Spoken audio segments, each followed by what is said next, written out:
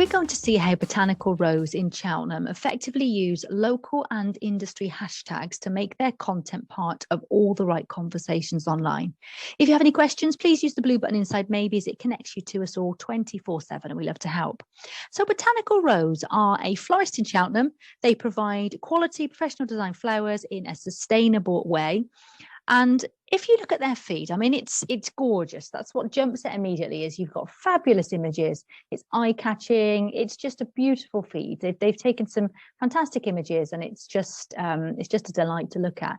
But if you dig a bit deeper into how they actually post their content, there's lots of things that we can actually learn from this. So Botanical Rose are an absolute whizzes when it comes to using the right industry and local hashtags to help their potential audience find them and find their content.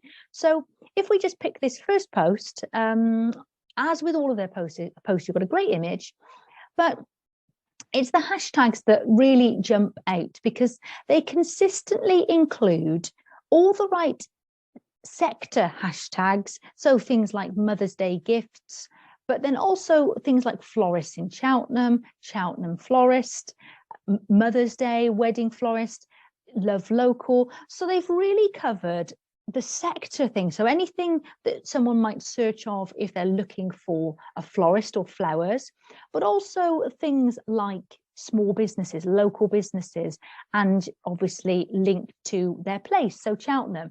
So basically what that means is if anyone is searching for example, Cheltenham florist, obviously Botanical Rose's content will appear when they actually search for that term. Same with any of these hashtags. So they do an absolutely great job. But if we just have a look at another post, you can see they've done exactly the same again. You know, great image combined with obviously some content about the image, but then a fabulous use of hashtags. And they do this consistently right the way through all of their posts. And I don't think it's a coincidence that they get great engagement on all of their posts. Obviously, as you can see, they don't use the same hashtags every time. Some will be consistent, some will vary depending on what the post is actually about. But just here, they've got some lovely comments, but then they've taken the time to reply as well. So they've made sure that their content is part of conversations. They've prompted people to comment on that content, and then they've obviously engaged back, which is really, really important. But you know, they've got that mixture of hashtags in there, which is a real winning combination. So what can we learn from this? Well, I think first of all, adding sector and local hashtags to your posts is essential. Obviously on Instagram, you can add up to 30 hashtags. So with that, you can really fill your boots, but obviously make them count. Don't go for spammy hashtags. Make them relevant to what your content actually is about. And that's exactly what Botanical Rose do on every single one of their posts.